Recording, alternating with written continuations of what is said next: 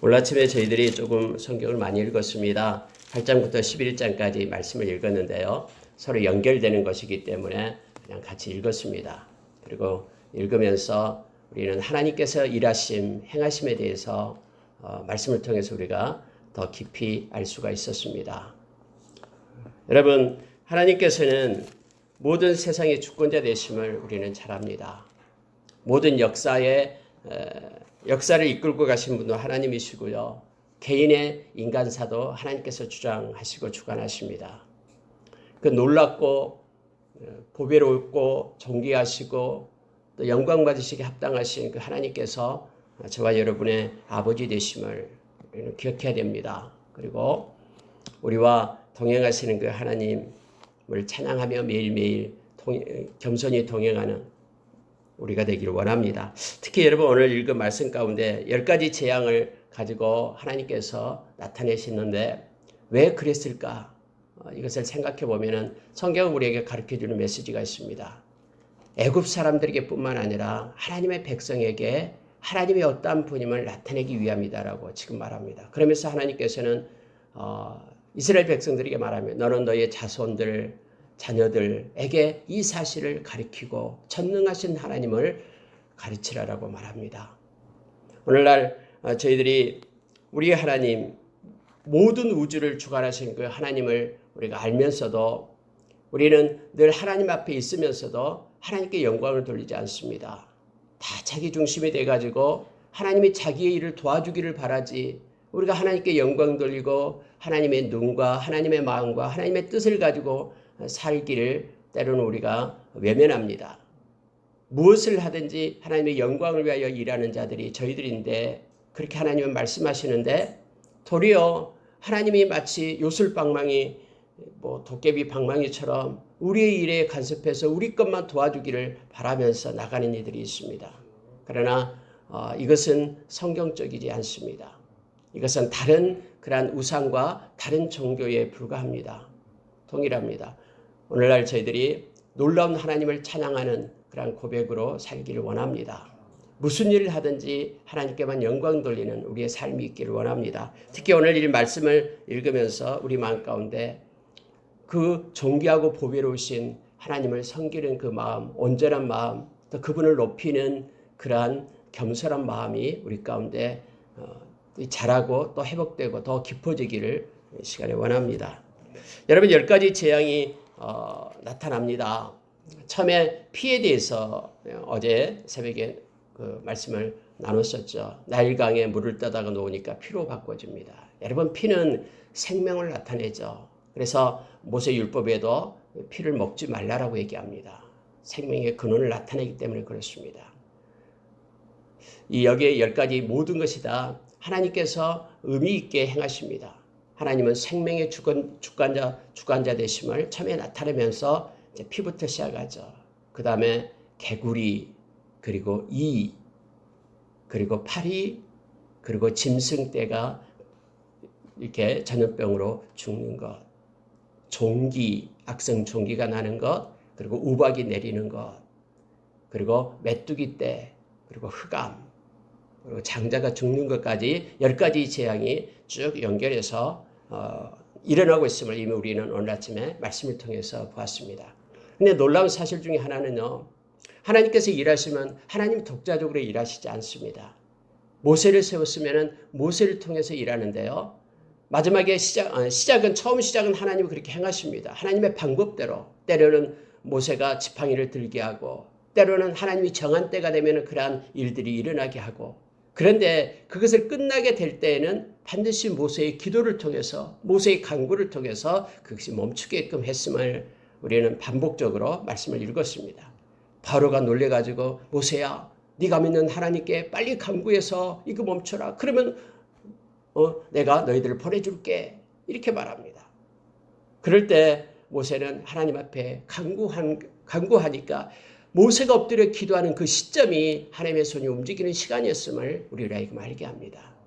성경의 곳곳에서 하나님께서는 크고 작은 일들을 계획하시고 있지만은 간구를 통해서 이루시고 행하시는 하나님이심을 우리를 알게 합니다. 오늘날에도 하나님은 당신의 백성들의 기도를 기다리고 있습니다. 그리고 하나님은 그렇게 정하셨어요, 마음을. 하나님의 백성이 기도하는 것이 나에게 영광이고 또 하나님의 백성이 기도할 때에 그 기도를 듣고 하나님께서 일을 행하시게 됨을 우리로 하여금 말씀을 통해서 가르치면서 우리로 기도자로 세우는 것입니다. 특히 마지막 때 하나님의 큰 일들이 일어나게 될 때에 많은 하나님의 신실한 백성들의 기도를 듣고 일하시고 계심을 우리가 기억하기를 원합니다. 그래서 우리가 평생 사무엘처럼 기도를 쉬는 죄를 범하지 않고 하나님 앞에 엎드려 기도하는 자로 우리가 서기를 원합니다. 여러분 이제 몇 가지 구체적으로 보고요. 또 이 성경 말씀을 많이 읽었기 때문에 또 내용을 다 알고 있기 때문에 말씀은 짧게 전하도록 하겠습니다. 여러분 8장 8절에 보시기 바랍니다. 바로가 모세와 아론을 불러 이르되 여호와께 구하여 나와 내 백성에게 개구리를 떠나게 하라. 내가 이 백성을 보내리니 그들이 여호와께 제사를 드릴 것이니라. 그때 개구리가 이제 올라오죠. 여러분 개구리는요 악한 영을 상징하죠. 지금 이렇게 심파라고 있는 10가지 모두가 다 애굽 사람들이 우상으로 섬겼던 신들이에요. 특히 개구리 신은 그들이 이 다산 풍부를 상징하면서 개구리 신을 섬겼어요. 그래서 여러분 혹시 그림 가운데 이렇게 위에는 개구리 형상을 하고 밑에는 사람의 모습을 하고 다니는 그런 그림들 봤죠. 이게 애굽에서 섬겼던 이 개구리 우상입니다. 이 개구리를 갖다 개구리 우상을 헤카라고 불렀습니다. 이 헤카는 특히 여신을 나타내는데요. 그러니까 머리는 개구리 이렇게 여신을 나타내면서 그들이 이렇게 풍요와 다신을 섬겼던 거예요. 그것으로 인하여 자기들이 애굽이 풍요를 누린다라고 그들은 생각했어요. 애굽의 그러한 나일강 그러한 삼각주 평화 모든 것들이 애굽은 풍부했잖아요. 그때 전체 모든 세계를 지배했던 나라가 애굽이었죠. 그런데 이 모든 풍요가 이 신들에 의해서 우상에 의해서 온다라고 그들은 생각했거든요. 하나님께서는 처음에는 생명의 근원이 피를 통해서 하나님이시다라고 말씀하시고요. 두 번째는 모든 것들 개구리가 그들의 신이 아님을 하나님께서 지금 심판하고 있음을 보게 됩니다. 우리가 여러분 요한계시록 16장에 보면은 이 개구리를 갖다 귀신의 영으로 나타내죠. 16장에 그 6번째 대접, 진노의 대접을 붙게 될 때에 성경은 그렇게 말합니다. 용의 입과 짐승의 입과 거짓 선자 입에서 개구리 같은 이 영이 나온다라고 얘기하죠. 이것은 귀신의 영이다. 그것들이 모든 열방에 있는 그런 임금들에게 가서 다 그들을 거짓말로 속여가지고 그들을 뭉쳐가지고 하나님을 대적하게 하게끔 만든다라고 얘기하죠. 그래서 악한 귀신의 영을 나타낼 때 이 개구리를 상징적으로 말합니다. 하나님께서 그들에게 지금 심판하고 있는 거예요. 너희들이 숭배하고 있던 그 개구리가 너희들을 얼마나 괴롭힌가를 보여주고 있는 것입니다. 그래서 개구리들이 막 곳곳에서 올라오게 됩니다. 막 각 집에 들어가서 다 개굴개굴하면서 개구리들이 있게 되는 거예요. 이걸 보고 깜짝 놀랍니다. 그래서 이 바로 왕은 막 모세와 아론을 부릅니다. 빨리 여호와께 구해서 이 개구리 좀 떠나게 해달라고 말합니다. 그러면 내가 여호와께 제사를 드리게끔 너희들을 보내겠다라고 약속을 하는 거예요. 근데 여러분 모세가요 9절 10절에서 이렇게 말하는 거예요. 언제 간구하는 것이 좋을는지 내게 분부하소서 이렇게 말합니다. 언제 내가 하나님께 간구할까요? 라고 말하는 거예요. 근데 바로 왕은요 지금 즉시 그 점 구해라 라고 말하지 않아요. 참 바로는 뭐라고 얘기하냐면요. 자 10절에 보십시오. 그가 이르되 내일이니라 내일 간구해라. 오늘 지금 말고 내일 간구해라 라고 말합니다. 어쩌면 내일이다라고 얘기할 때 그 기간을 바로는 설정을 하는 거예요. 그러면서 개구리가 올라온 것이 이것은 우연이겠지. 이것을 주장하는 신이 어디 있어? 하나님을 인정하지 않는 겁니다. 오늘 밤이라도 우연히 없어지고 사라지게 되면은 봐라 내일이 되기 전에 봐라 너희 신은 아무것도 아니야 라고 생각할 겁니다. 그래서 내일이라는 이런 날짜의 시점을 세팅합니다. 모세가 말합니다. 알겠습니다. 내일 하겠습니다 하면서 성경에 보니까는 자 12절에 말하죠. 모세와 아론이 바로를 떠나 나가서 바로에게 내리신 그 개구리에 대하여 모세가 여호와께 간구하매라고 성경은 말합니다. 자, 여호와께서 모세의 말대로 하시니 개구리가 집과 마당과 밭에 나가서 죽은지라. 너무나 그 개구리들이 많아서 그래서 정한 그때에 하나님께서는 내일 그 시점에 개구리를 없앱니다. 막 개구리가 이제 갑자기 죽는 거예요. 엄청나게 나왔던 개구리들이 그 자리에서 다 죽어버리는 거예요. 막 집에도 들어가 있고 부엌에도 들어가 있던 모든 개구리들이 갑자기 개굴개굴 하더니 그냥 죽는 거예요. 그래서 그 개구리들 다 모아서 하니까 그 썩은 그런 악취가 온 땅에 가득하게끔 그렇게 했음을 보게 됩니다. 바로가 숨을 쉴 수 있게 됨. 그래서 이제 개구리가 죽고 없으니까는 이제 숨을 쉴 수 있게 되었다라고 얘기하죠. 그런데 성경은요, 그의 마음이 완강하여 그들의 말을 듣지 아니하였으니 여호와께서 말씀하신 것과 같더라라고 얘기합니다. 여러분 성경에 계속해서 하나님께서 바로의 마음을 완강하게 했다. 이 말이 계속해서 나와요. 그러면 하나님이 바로의 마음을 완강하게 했기 때문에 이 책임이 바로에게 있는 것이 아니라 하나님께 있네요 라고 말하는 이들이 있습니다. 그러나 여러분 그렇지 않습니다. 이것은 성경에서 그렇게 표현하고 있는 것이고요. 모든 사람의 마음을 주관하신 분이 하나님이심을 나타내고 있는 내용입니다. 여러분 우리가 로마서 1장에 보면은 마음에 하나님 두기를 싫어하며 하나님께서 그들의 마음 가운데 그들이 스스로가 하나님 두기를 싫어한다고 얘기합니다. 그런데 그들의 악한 정욕대로 하나님이 유기시키고 내버려 둔다고 말합니다. 이것과 동일한 말씀임을 우리는 기억해야 됩니다.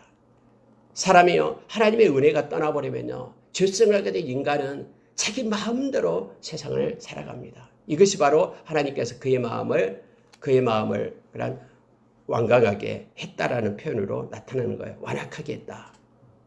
여러분 바로의 마음이 완악한 것은요 여호와 때문입니까? 이 문제에 대해서 여러분 특히 말씀을 우리가 볼 때 조심해야 됩니다. 때로는 어떤 사람이 이것까지 얘기합니다. 아니 하나님이 나가 죄 짓지 않도록 나의 죄 짓지 않도록 나를 막아줬으면 내가 죄를 짓지 않을 것인데 그래서 하나님은 모든 능력자인데 내가 죄 지을 때쯤에서 하나님이 내 마음을 싹 바꿔버린다거나 아니면은 내가 막 죄 지으려는데 내 손을 꽉 하나님이 잡아버린다거나 나를 묶어놓다거나 이처럼 그렇게 했으면 내가 죄를 짓지 않을 텐데 그래서 내가 죄 지은 건 모두가 다 하나님 책임이다 라고 말하는 이들도 있어요. 그러나 그렇지 않습니다. 하나님께서 우리에게 자유의지를 주셨고요. 만약에 여러분 이것이 그 말이 맞다 그러면요. 하나님이 처음부터 인간을 만들 때에 막 로봇처럼 하나님을 찬양하고 경배하고 기뻐하고 사랑하게끔 그렇게 만들었을 거고요. 사람에게 자유의지를 주지 않았을 것입니다. 그러나 하나님이 그것을 원치 않습니다. 하나님이 원하는 것은요. 우리가 마음을 다해서 우리가 진심으로 자원하는 마음으로 하나님께 예배하고 섬기고 그분을 찬양하는 것을 원하시는 거예요. 이것이 하나님의 마음이에요. 동일합니다. 하나님께서는 그 사람이 죄를 짓고 그 사람이 행하는 모든 것들도 그 사람의 자유의지를 주신 거예요. 하나님을 찬양하게끔 하는 것과 동일하게 원하는 것과 동일하게 하나님은 하나님의 백성들이 죄 짓지 않고 세상의 모든 사람들이 하나님이 그토록 싫어하고 가증한 것에 마음을 뺏기지 않고 마음을 지킬 것을 원하시는 거예요. 그런데 특별히 하나님께서 은혜 가운데 있고 보호하심 가운데 있다라는 것은 우리는 죄성을 가졌지만은 그래도 죄를 지을 수밖에 없는 사람이지만은 하나님의 은혜가 우리 가운데 머물러 있다라는 것을 말합니다. 그러나 완강하게 했다라는 것은요 그 은혜를 거두어 가신 걸 얘기합니다. 하나님 없이 하나님을 원하지 않으니까 하나님 없이 살 수 있다고 말하니까 그래서 우리가 로마서 1장에서 마음에 하나님 두기를 싫어하며 하나님께서 그의 좋을 대로 행하도록 놔둡니다. 그랬더니 그에게 나타나는 악한 내용들이요 로마서 1장에 가득 차여 있음을 보게 됩니다. 특히 동성애에 대한 문제가 로마서 1장에 나타나고 있음을 보게 되죠. 이건 악한 마음에서 난 거예요. 여러분 스스로 여기서 바로는요 자기가 라라는 태양신의 아들로 믿었던 교만한 바로입니다. 처음부터 이스라엘의 하나님 여호와를 경멸했습니다. 여호와가 누구냐 하면서 경멸했습니다. 자기가 다스리고 그렇게 부리고 있는 종들이 믿고 있는 그 하나님, 그 종들의 신. 그러나 자기는 권세를 가지고 있고 모든 사람을 지배하고 자기가 태양신의 아들이다라고 말하는 그래서 자기가 믿는 그러한 신이 더 당연히 더 우세하고 또 월등히 우등하다라고 생각하고요. 종들이 섬기고 있는 이스라엘 백성 노예들이 섬기고 있는 그 신은 아무것도 아니다라고 생각했던 그러한 바로의 교만함이 계속해서 하나님께서 그러한 기적을 베풀고 이적을 보였음에도 불구하고 그 교만함이 계속해서 하나님을 멸시하고 무시했던 것임을 알게 합니다. 모세의 요구를 들어줄 마음이 그에게는 전혀 없었던 거예요. 그래서 모세는 각종 재앙들로 하나님의 능력을 분명히 보여주었지만 바로는 계속해서 더욱 완악한 마음으로 하나님을 저항했다. 바로가 스스로 완악한 마음으로 하나님을 저항한 것을 성경에 표현하기를 하나님께서 그의 마음을 완악하게 해서 그들을 내보내지 않았다. 이것도 하나님께서 말씀하신 대로 그랬다라고 표현하고 있는 것입니다. 바로는 스스로의 자유의지를 가지고 하나님을 거부한 것입니다. 하나님께서는 이러한 바로의 완악함을 이용하여 하나님 자신의 권능을 나타내었음을 표현하는 말이 바로 이 표현이다라고 기억해야 됩니다. 우리가 예수님의 십자가에 못 박혀 죽이는 것도 역시 마찬가지입니다. 많은 대제사장들, 악한 자들이 머리를 맞대고 예수님을 죽이려고 노력하죠. 그런데 결국 그들을 통해서 십자가에 못 박히신 예수 그리스도, 그걸 가지고 하나님께서는 구원의 사역을 성취해내고 이루어내심을 우리는 압니다. 여러분, 자, 19절을 한번 보시기 바랍니다. 두 번째가 이제 이가 되게 했던 건데요. 여러분, 이 티끌을 가지고 이를 만드는데, 이때 이는 우리가 말하는 이렇게 막 옛날에 몸에 있었던 이들, 이 이가 아니라 그 날강에서 막 서식하고 있는 그 깍따귀를 얘기하고 있습니다. 원어적으로 보면은요. 깍따귀, 막 모기를 얘기하는 거예요. 갑자기 엄청난 모기들이 막 나타납니다. 그래서 온 집에 들어가서 그것이 막 물어뜯고 하는 거예요. 이가 되게끔 그렇게 합니다. 자, 19절을 보시기 바랍니다. 요술사가 바로에게 이르되 이는 하나님의 권능이니이다 하였으나 바로의 마음이 완악하게 되어 그들의 말을 듣지 아니하였으니 여호와의 말씀과 같더라라고 말하죠. 요술사들이 깜짝 놀란 거예요. 모든 집집마다 가서요, 이 깍따귀가 나타나 가지고는 그들을 갖다 물어뜯기 시작하는 것입니다. 세 번째로 가는 것이 이제 팔인데요. 자, 22절 보시기 바랍니다.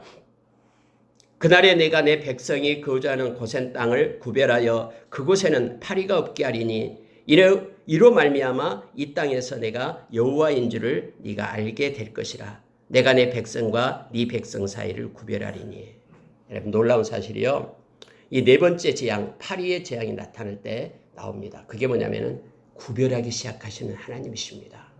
하나님께서는 이제 파리 때가 나타나는 것을 통해서부터 지금부터는요, 구별이 나타납니다. 그래서 이 파리 때가 애굽 백성과 이스라엘 백성을 구별하기 시작하는 거예요. 이스라엘 백성 집에는 파리가 없어요. 깨끗해요. 그러나 애굽 땅에만 이제 파리들이 와서 디글거리 막 지글지글 거리기 시작하는 거예요. 이 파리 때를 나타낼 때요. 그때도 파리를 그대로 우상으로 섬겼어요. 우리가 파리 대왕 잘 알잖아요. 파리를 섬겼습니다. 파리는 이 전염병을 나르는 그러한 매체가 되는 것이죠. 그래서 무서워서 섬긴 거예요. 파리를요. 그들은요. 그런데 그때 이 파리 형상의 우상을 갖다가 하콕이라고 불렀는데요. 그들이 숭배의 대상이었습니다. 전염병이 오지 말게 해달라고 막 그렇게 우상을 섬겼던 그곳에 이제 파리 때를 하나님께서는 심판하는 장면이 나오고 있습니다. 하나님은 구별하십니다. 마지막 때도 마찬가지입니다. 더욱더 세상은 악해가지만 그들이 본연의 모습이에요. 그리고 하나님은 하나님의 백성은 더욱더 거룩해집니다. 이제는 구별의 시대가 된 겁니다. 막 세상이 그렇게 한다고 부정을 저지르고 뭐 한다고 우리도 하면 어때? 이게 아니에요. 점점점 세상은 구별되게 됩니다. 그래서 하나님의 백성은 거룩한 백성으로, 그리고 세상은 점점 악 속으로 빠지게 됨을 알게 합니다. 하나님은 구별합니다. 자, 25절 보시기 바랍니다. 바로가 모세와 아론을 불러 이르되 너희는 가서 이 땅에서 너희 하나님께 제사를 드리라. 여러분, 악한 자는요, 이제는 타협을 우리에게 요청해 옵니다. 언제나 구별이 일어나게 되면은요, 타협이 나타나게 돼요. 그게 현상입니다. 이렇게 더욱더 거룩해지려고 하는데 악한 자는 우리 위해서 뭘 그렇게 사냐고 대충 적당히 살자라는 거예요. 서로 하면서 이제 바로가 뭐라냐면은 타협하는 데 뭐냐면은 너 거기 나가지 말고 사흘길 돼서 사흘길 거리를 나간다고 얘기하는데 그거 가지 말고 이 땅에서 내가 예배를 드리게끔 제사 지내게끔 그렇게 해줄게 하면서 지금 바로가 모세한테 타협을 시도합니다. 여러분, 우리가 산 가운데요, 많은 이들이 불의와의 타협 속에 무너져 내립니다. 하나님의 말씀을 온전히 붙들어야 되는데요, 적당히 거래를 하고 타협을 합니다. 세상 가운데 우리가 빠지기 쉬운 것이 그거예요. 특히 구별이 일어나기 시작할 때요, 약한 자는 언제나 타협이라는 것을 가지고 나타납니다. 이걸 여러분 조심해야 됩니다. 앞으로 여러분요, 우리는 예수 그리스도가 아니면은 구원이 없다라고 말합니다. 그러나 많은 세상의 종교들은 구원의 다른 길이 있다라고 말하는 거예요. 예수 그리스도 이름 외에는 구원을 받을 만한 다른 이름은 우리에게 준 적이 없다라고 얘기하는데, 많은 종교들은 왜 이렇게 기독교가 배타적이며 다른 것을 이해하지 못하냐고 말하는 거예요. 그러면서 서로 하나 되자라고 말합니다. 적당히 하면서 우리가 행하자라고 말하는 거예요. 그러한 일들이 앞으로 나타나게 될 겁니다.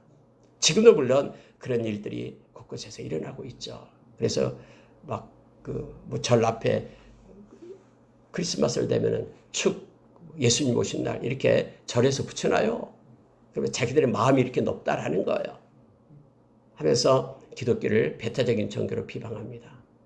모든 종교가 다 그렇습니다. 기독교 외에는. 왜냐하면 우리는 예수님 아니면은 말씀이 그렇게 말하니까 길이요 진리요 생명 되신 예수 그리스도가 아니면은 하나님께로 이를 자가 없다라는 것을 우리는 분명히 합니다. 그런데 이처럼 이제 바로가요, 타협을 하려고 합니다. 구별이 일어나기 때문에 타협이 시도된 거예요. 자, 성경은 이렇게 말합니다. 27절을 보십시오. 우리가 사흘길쯤 광야로 들어가서 우리의 하나님 여호와께 제사를 드리되 우리에게 명령하시는 대로 하려 하나이다. 이게 분명해야 됩니다. 하나님이 우리에게 명령하신 대로 우리가 하겠습니다.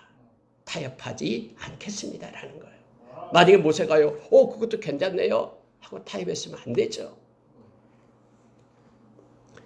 29절 보십시오. 모세가 이르되 내가 왕을 떠나가서 여호와께 간구하리니 내일이면 파리떼가 바로와 바로의 신하와 바로의 백성을 떠나려니와 바로는 이 백성을 보내어 여호와께 제사 드리는 일에 다시 거짓을 행하지 마소서. 이렇게 말하고 가서 모세가 하나님께 간구합니다. 그랬더니 파리떼가 떠났음을 말합니다.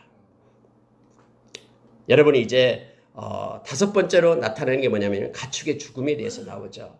특히 여러분 4절에 보시기 바랍니다. 9장 4절입니다. 여호와가 이스라엘의 가축과 애굽의 가축을 구별하리니 이스라엘 자손에게 속한 것은 하나도 죽지 아니하리라 하셨다 하라 하고 6절에 보니까 이튿날 여호와께서 이 일을 행하시니 애굽의 모든 가축은 죽었으나 이스라엘 자손의 가축은 하나도 죽지 아니한지라. 바로가 사람을 보내어 본즉 이스라엘의 가축은 하나도 죽지 아니하였더라. 그러나 바로의 마음이 완강하여 백성을 보내지 아니하니라 라고 성경 말합니다.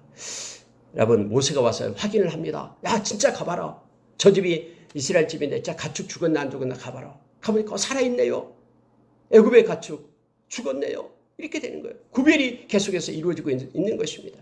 그걸 확인했음에도 불구하고 이 바로는 마음이 완강해서 보내지 않았다라고 지금 성경은 말하고 있죠. 여러분, 왜 가축을 친지 아십니까? 그때 당시 여러분, 애굽은요, 이 가축을 우상으로 섬겼잖아요. 특히 아피스가 바로 황소를 섬기는 거예요. 아피스 우상이요. 그래서 우리가 저번에 애굽으로 야곱이 70명이 들어갔을 때에 그 가축을 치는 목동을 그들이 싫어한다라고 얘기했죠. 같이 밥도 안 먹고요. 왜냐하면 그들이 우상을 그들은 잡아먹고 그러거든요. 그러니까 이스라엘 백성이 막 우상 짐승들을 잡아먹으니까 애굽 사람들이 막 싫어한 거예요. 여러분, 여기에서 이제 그때는 황소들을 섬기는 아피스가 있었고요. 순양의 머리 형상을 만드는 아문, 그리고 제칼 형상이 있던 그런 우리가 잘 아는 아누비스, 또 매의 형상도 있잖아요. 이런 것들, 호루스, 이런 동물들을 그들은 막 섬겼어요. 그 우상들을 하나님께서는 그것들이 아무것도 아니다. 너희들이 섬기는 것은 아무것도 아니다 하면서 하나님이, 여호와가 하나님 되심을 그들한테 지금 나타내고 있는 것입니다. 그래서 가축에 대한 심판이 그들에게 임하게 됨을 알게 합니다. 성경에서 여러분, 우리가 분명히 가르쳐주고 있는 것은요, 우상을 섬기는 이들은 반드시 수치와 부끄러움을 당하게 될 것이다라고 성경은 선포합니다. 그래서 모든 우리 주님이 아닌 예수 그리스도가 아닌 다른 것을 섬기는 모든 그러한 이들은요 다 다음에 부끄러움과 수치를 당하게 되고요. 그로 인하여 하나님의 심판이 있음을 성경은 분명하게 우리에게 말해주고 있습니다. 가축에 대한 심판이 주어지게 됩니다. 자, 11절 보시기 바랍니다. 그래도 이제 완강하니까 이제는 악성 종기가 생기게 합니다. 자, 11절 보니까 요술사들도 악성 종기로 말미암아 모세 앞에 서지 못하니 악성 종기가 요술사들로부터 애굽 모든 사람에게 생겼습니다. 그러나 여호와께서 바로의 마음을 완악하게 하셨으므로 그들의 말을 듣지 아니하였으니 여호와께서 모세에게 말씀하신 것 같더라. 종기가 생깁니다. 우리가 잘 아는 다음에 그 사사시대의 그 언약궤를 봐가지고 각종 종기들이 생기는 걸 보게 되죠. 언약궤를 뺏길 때 말입니다. 그래서 그들에게는요, 이 질병, 이 돌림병이 이것들을 갖다 그 악한 우상에게서 오기 때문에 그들을 달려야 된다라고 우상을 섬기는 것이 있습니다. 두렵게 하는 것도 섬기고요, 자기에게 풍요를 줄 것도 막 섬기는 거예요. 다 자기 중심으로 그렇게 우상은 만들어지게 되죠. 하나님께서 이 악성 종기, 이것도 하나님께서 주관하신다 라는 것을 그들에게 선포하고 보이게 됩니다. 특히 여기서 요술사들에게도 종기가 생겨가지고는 이제는 왕 앞에 나오지도 못하게끔 그러한 상황까지 가지만은 바로는 마음이 요동하지 않습니다. 보내지 않습니다. 15절로 가겠습니다. 내가 손을 펴서 돌림병을 너와 내 백성을 쳤더라면 네가 세상에서 끊어질 것이나. 여러분 보십시오. 돌림병을 가지고 지금 너와 내 백성을 쳤더라면 네가 세상에서 끊어졌을 것이나 내가 너를 세웠음은 나의 능력을 내게 보이고 내 이름이 온 천하에 전파되게 하려 하였음이니라. 하나님께서 말씀하신 거예요. 계속해서 만약에 바로 왕 너를 내가 쳤더라면 너는 죽었을 것이다. 그러나 내가 너를 살려두는 이유가 뭐냐면 바로 하나님이 온 천하에, 하나님의 그 이름은 여호와가 온 천하에 전파되게 하려 하십니다라고 성경은 말해주고 있습니다. 그런데 17절에요. 네가 여전히 내 백성 앞에서 교만하여 그들을 보내지 아니하느냐 라고 말합니다. 교만하여 내 백성을 보내지 않는다. 그래서 우박을 내리겠다라고 말합니다. 여러분, 우박에 대한 심판은요, 성경이 곳곳에서 나옵니다. 하나님께서 직접 행하시는 일들 중에 하나가 이 우박이죠. 그래서 여호수아 장군이 싸울 때도 우박이 내렸었고요. 또 여러분, 우리가 요한계시록에 보면 마지막 때예요. 하나님께서 친히 하늘로부터 우박을 내리는 장면이 3번이나 나옵니다. 근데 그냥 우박이 아니에요. 막 불이 떨어지고 불과 함께, 유황불과 함께 떨어지는 그런 우박이 있다라고 말합니다. 특히 우리가 요한계시록 16장에 이 3번째 나타나는 우박은요, 그거예요. 7개 대접 중에서 마지막 7번째 대접이 부어질 때예요. 하늘로부터 이제 불과 함께 우박이 떨어집니다. 근데 그 우박이 떨어졌을 때요, 와, 이것은 하나님께서 심판하신다라고 말하면서 세상 모든 사람들이 하나님 앞에 와서 회개하면서 돌아와야 되는데 성경은 그렇게 말하지고 있지 않습니다. 그 우박을 보면서 그 떨어지는 것을 보면서요, 하나님을 기억해야 되는데 그걸 기억하지 않고 우박을 내린 하나님께 원망하고 하나님을 향해서 막 불만을 터뜨리고 전혀 회개하고 돌아오지 않았다라고 지금 성경은 요한계시록에 기록되고 있죠. 여러분, 여기에서도요, 이제 우박이 떨어지게 됩니다. 사람이나 짐승이나 무릇 들에 있어서 집으로 돌아오지 않는 것은 우박이 떨어지게 될 것이다. 이렇게 말합니다. 근데 놀라운 사실 중에 하나는요, 이 하나님의 말씀을 듣고 이 말씀을 갖다가 두려워하면서 행했던 애굽 사람들도 그 은혜 가운데 있게 됨을 성경은 가르쳐주고 있어요. 보십시오. 20절을 보십시오.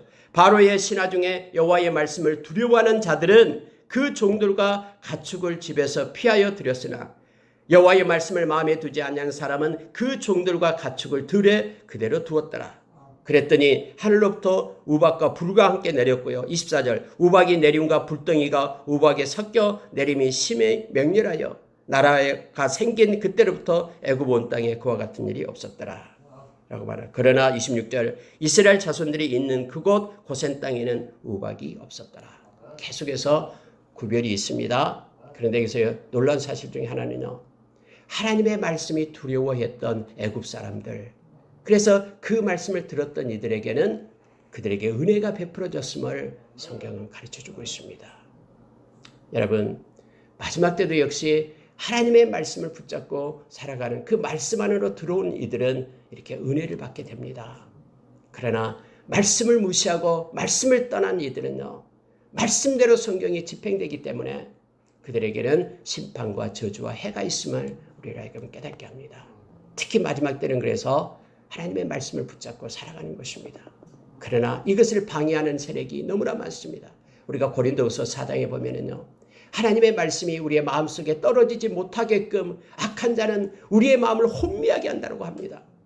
그리고 여러분, 디모데후서 4장 1절부터 4절에 보십시오. 마지막 때는요, 이 다른 교훈, 하나님의 말씀이 아닌 다른 교훈을 사람들이 따라서 막 쫓아갑니다. 자기의 귀를 시원하게 해줄 그 말을 듣기 위하여 쫓아가요. 말씀을 버리는 이들이 너무나 많습니다. 그러나 말씀을 붙잡고 사는 이들에게는 하나님의 보호하심이 있음을 가르쳐주고요. 말씀 안에 들어오는 이에게는 비록 그가 이방인이더라도 이 말씀을 받아들이는 그런 은혜가 있음을, 구원의 은혜가 있음을 성경은 우리로 하여금 말씀해주고 있습니다. 이걸 여러분 내리니까 우박이 떨어지니까 그제서 이제 바로가 입으로 이렇게 말합니다. 내가 범죄했다 라고 말하는 거예요. 자, 27절 보십시오. 바로가 사람을 보내어 모세와 아론을 불러 그들에게 이르되 이번은 내가 범죄하였노라. 여호와는 의로우시고 나와 내 백성은 악하다. 이것을 고백을 합니다. 그러면 여러분 그대로 보내줘야 되잖아요. 그런데요, 그렇지 않습니다. 이제는 이 우레소리와 우박이 이제는 그치니까, 자 29절에 한번 보시기 바랍니다. 하반절에요. 우박이 다시 있지 아니할지라 세상이 여호와께 속한 줄을 왕은 알리이다. 내가 손을 여호와를 향하여 펴려니 그리하면 이제 모든 우박들이 다 그치게 될 겁니다. 세상이 여호와께 속한 줄을 왕은 알리이다. 여러분 놀라운 표현이 있는데요. 세상이 하나님께 속했습니다. 예수 믿는 사람에게만 하나님 되심이 아니라 온 세상이 다 하나님께 속했습니다. 이것을 왕은 알게 될 겁니다. 라고 말하면서 이제 우박이 멈추게끔 그렇게 하죠. 그러나 왕과 왕의 신하들이 여호와 하나님을 아직도 두려워하지 않냐는 줄을 내가 아나이다. 라고 말합니다. 자, 34절에 보십시오. 바로가 비와 우박과 우레소리가 그친 것을 보고 다시 범죄하여 마음을 완악하게 하니 그와 그의 신하들도 꼭 같더라. 보십시오. 그와 그의 신하들도 꼭 같더라. 특히 이것은 여러분 아까 요한계시록에서 나온 것과 동일합니다. 우박이 그렇게 엄청난 약 60kg가 되는 우박이 떨어졌음에도 불구하고요. 그래서 모든 농작물이 다 또 사람들이 맞은 사람들은 다 그런 피해를 입습니다. 그럼에도 불구하고 그들의 마음은 하나님을 대적합니다. 그리고 하나님을 원망하고 불평합니다. 이러한 일들이 앞으로도 계속해서 일어나게 될 겁니다. 점점점 세상은 구별이 되어 가게 됩니다. 여러분 10장으로 가면은요. 놀라운 사실을 1절과 2절에서 우리에게 하나님은 가르쳐 줍니다. 보십시오. 여호와께서 모세에게 이르시되 바로에게 들어가라. 내가 그의 마음과 그의 신하들의 마음을 완강하게 하면 나의 표징을 그들 중에 보이기 위함이니 계속해서 하겠다라고 말합니다. 2절에 보십시오. 내가 애굽에서 행한 일들 곧 내가 그들 가운데서 행한 표징을 네 아들과 네 자손의 귀에 전하기 위함이라. 너희는 내가 여호와인 줄을 알리라. 이거 누구에게 하는 얘기입니까? 하나님의 백성에게 지금 하는 얘기예요. 2절은요. 이것을 너희의 자손들에게 너희 아들과 너희 자손들의 귀에 전해라. 내가 여호와인 줄을 그들이 알리라. 너희들은 내가 여호와인 줄 알아라 라고 얘기합니다. 그런데요, 하나님의 백성들 역시 이런 모든 것들을 다 봤음에도 불구하고 다음에 홍해를 건넜음에도 불구하고요 3일이 못 돼요. 그들은 하나님께 원망하고 하나님을 떠납니다. 마음이요. 여러분 이렇게 하나님께서 행하시는 이 모든 것들, 이것들은 바로 하나님 백성들을 위한 것임을 성경은 나타내고 있습니다. 물론 애굽인들이 하나님의 하나님 되심, 세상을 주관하신 분이 하나님 되심을 나타내기 위함도 있습니다. 동시에 하나님의 백성에게 보여주기 위하여 하나님이 이렇게 전능하신 하나님이다라는 사실을 알게 하기 위하여, 그래서 우리가 그분만을 믿고 의지하며 그분께 경배하는 자로 우리를 세우기 위함임을 성경은 말해주고 있습니다. 자, 여러분 3절에 보니까요. 독특한 표현이 하나 나옵니다. 모세와 아론이 바로에게 들어가서 그에게 이르되 히브리 사람의 하나님 여호와께서 말씀하시기를 내가 어느 때까지 내 앞에 겸비하지 아니하겠느냐. 내 백성을 보내라. 그들이 나를 섬길 것이라. 이렇게 말을 합니다. 근데 이게요. 하나님 여호와 앞에 히브리 사람의 하나님 여호와 이렇게 말합니다. 여러분 히브리라는 뜻이 무슨 뜻인지 알죠? 이미 히브리 이건 뭡니까? 이주자라는 뜻이에요. 건너온 자, 나그네 된 자. 그래서 이렇게 말하는 겁니다. 바로한테 히브리 사람의 하나님께서 우리를 떠나라 합니다. 라고 말하는 거예요. 원래 떠나온 자, 이주된 자라는 이름이 히브리예요. 그러니 우리가 이제는 떠나갈 자로 떠나가겠습니다. 라는 뜻이에요. 히브리 사람의 하나님 여호와라고 말하는 것은 우리는 이곳에 이주된 자고 우리는 나그네 된 자이기 때문에 이제는 이곳을 떠나서 우리가 원래 있는 본향으로 우리가 가겠습니다. 라는 것을 지금 말하고 있습니다. 하나님의 백성의 모습이 이런 삶이죠. 우리는 나그네 된 자입니다. 그리고 이 땅에서 순례자입니다. 따라서 우리가 아무리 여러분 여행길에서 힘들고 어려워도요. 그것 때문에 우리는 불평하고 원망하지 않습니다. 왜냐하면 그것 떠나서 우리의 본향이 있기 때문에 가야 될 곳이 있기 때문에 그렇습니다. 이 세상에서 저와 여러분은 천년만년 살 것처럼 집을 짓지 않습니다. 이 세상은 텐트입니다. 하우스가 아닙니다. 장막입니다. 그래서 우리가 이 세상에서 때로는 어렵고 힘들더라도요. 몸이 아프고 질병이 있다고 해도 그건 금방 지나갈 것입니다. 그렇다고 해서 이것들이 우리 어떤 신앙을 흔들어 놓지 못합니다. 하나님을 향하여 주님과 동행하는 그런 믿음의 삶을 우리는 끝까지 살아가는 거예요. 우리는 히브리라는 그러한 이 땅에서의 영적인 이스라엘 백성임을 우리는 잘 알고 있습니다. 자, 여러분 10절에 보시기 바랍니다. 10장 10절입니다. 바로가 그들에게 이르되 3부 후에 마치겠습니다. 내가 너희와 너희의 어린아이들을 보내면 여호와가 너희와 함께 함과 같으니라. 보라, 이것이 너희에게는 나쁜 것이니라. 그렇게 하지 말고 너희 장정만 가서 여호와를 섬기라. 이것이 너희가 구하는 바니라. 이에 그들이 바로 앞에서 쫓겨나니라. 다시 여러분 끝까지 끈질기게요 설득을 합니다. 이제는 너희들만 가라. 아이들은 놔두고 가라. 뭐 아이들까지 데려갈 필요 뭐 있냐 하면서 그들을 설득을 합니다. 그러나 모세는 말합니다. 그렇게 하지 못합니다.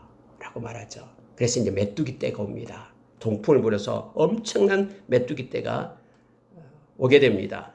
15절에 보니까요. 너무너무나 메뚜기 떼가 심해가지고요. 새카맣습니다. 모든 밭의 채소와 나무들 열매를 다 먹어치웁니다.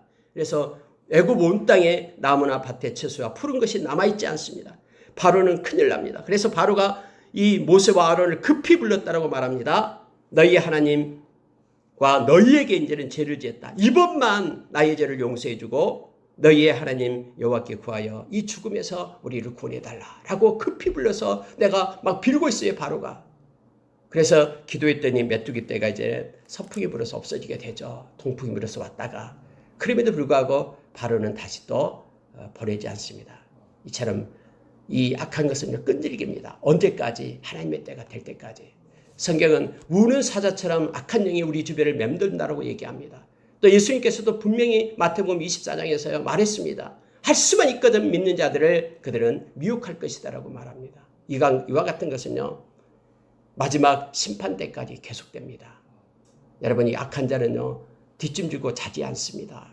계속해서 세상 끝날 때까지 우리를 미혹하고 무너뜨리려고 발버둥치고 있음을 보게 됩니다. 마지막으로 여러분 흑암이 오게 됩니다. 그러니까 장자의 죽음 앞에 9번째가 바로 흑암입니다. 여러분 흑암이 왜 중요하냐면요. 이때는 태양신, 그들은 태양신을 섬겼거든요. 라예요. 그런데 흑암으로 이 태양을 덮어버려요. 너희들이 섬기는 그 신은 아무것도 아니다. 하나님께서는 모든 것을 다 주관하고 계신다라는 사실을 나타냅니다. 3일 동안 깜깜한 어둠이 그들에게 덮이게 됩니다.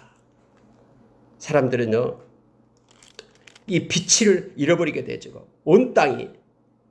그래서 바로의 무능력함, 그리고 거짓됨, 이 모든 것들을 세상 모든 만천하에 드러나는 거예요. 자기가 태양의 아들이다라고 얘기했거든요. 그래서 이 태양 빛을 주관한다라고 그렇게 말했거든요.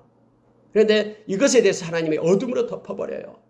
그러므로 인하여 그들이 바로의 그러한 무능력함과 이 모든 것들을 세상 천하에 다 알리는 거예요. 이것이 바로 부끄러움과 수치예요. 다시 말하면 하나님 외에 다른 것을 섬기는 모든 것들은 그들이 섬긴 것들을 하나님이 심판함으로 인하여 온 천하에 그들의 부끄러움과 그들의 수치가 드러나게 됨을 성경은 알게 합니다. 여러분, 이 세상은 흑암입니다. 그래서 성경에서는 요한일서에서 저와 여러분은 빛과 사귐라라고 얘기합니다. 빛 대신 하나님과의 사귐이 있는 자로 우리를 세우죠. 우리가 요한복음 8장 12절에서 예수님께서는 나는 세상의 빛이다. 나를 따르는 자는 어둠에 거하지 않는다. 어둠에 속하지 않는다라고 얘기합니다. 그리고 생명의 빛을 얻게 될 것이다 라고 우리에게 가르쳐 줍니다. 여러분, 이 어둠이 있을 때에요, 고센 땅에는 어둠이 없었습니다. 하나님의 백성이 있는 그곳에는 빛으로 있게 됩니다. 다음에 이 바로가 이스라엘 백성을 쫓아올 때도 마찬가지입니다. 이 불기둥, 이 구름기둥, 이것으로 인하여 앞에는 이스라엘 백성에는 빛이지만 그들에게는 어둠으로 그들이 못 쫓아오게끔 하나님께서 막으셨음을 우리는 너무나 잘 압니다. 이제 그래도 그들이 보내지 않습니다. 바로가 모세에게 말합니다. 앞으로 너 얼굴 보기 싫다. 한 번만 보게 되면 내가 너를 죽이리라. 모세가 당당하게 얘기합니다. 나도 당신의 얼굴 보지 않겠습니다. 라고 말하면서 이제 따라옵니다. 그리고 장자의 사람의 심판이 있습니다. 이것이 11장에 나타난 것입니다. 그런데 2절에 보니까요. 11장 2절 백성에게 말하여 사람들에게 각기 이웃들에게 은금 폐물을 구하게 하라 하시더니 여호와께서 그 백성으로 애굽 사람의 은혜를 받게 하셨고 또 그 사람 모세는 애굽 땅에 있는 바로의 신하와 백성의 눈에 아주 위대하게 보였더라. 하나님께서는요, 애굽 백성의 마음을 다 바꿔버린 거예요. 지금까지 행했던 것을. 그래서 그들로 하여금 이스라엘 백성에게 많은 그러한 은혜를 입히게끔 은금 폐물을 가져오게끔 그렇게 합니다. 바로가요, 모든 애굽 백성에게 위대한 자로 하나님께서 그렇게 들어서 세우시는 거예요. 여러분, 우리가 모세가 그처럼 위대한 자로 세우게끔 하나님께서 그렇게 행하신 것이죠. 모세가 스스로 위대해진 거 아닙니다. 하나님께서 그렇게 붙들어 세우심으로 그렇게 되는 거예요. 하나님의 백성도 동일합니다. 하나님의 강한 손 편팔이 하나님의 백성을 붙들어 세울 때의 정오의 빛처럼 하나님 백성을 그렇게 위대하게 높이시는 거예요. 마지막 때가 바로 그렇습니다. 그래서요, 애굽에 있는 모든 사람들이요, 나갈 때 막 다 주는 거예요. 막 거저 다 줘요. 그 모든 은금 폐물을 가지고 나오게 됨을 알게 되죠. 내일 새벽에 6월절에 대한 것을 월요일날 새벽에 6월절에 대한 것을 나누도록 하겠습니다. 오늘 조금 내용이 많아서 시간이 조금 많이 되었습니다. 중요한 것은 뭐냐면요, 하나님께서는 영광 받으실 분이고요, 그분은 모든 것의 주권자 되시는 하나님이심을 우리가 기억해야 됩니다. 그리고 하나님은 우리의 마음에, 그러니까 자원하는 마음으로 하나님을 섬기고 찬양할 것을 기뻐하고요, 하나님의 하나님 되심을 인정할 것을 하나님은 원하시고 있습니다. 그 하나님을 찬양하며 노래하며 평생 그분께 영광 돌릴 우리의 삶이 있기를 원합니다. 되겠습니다.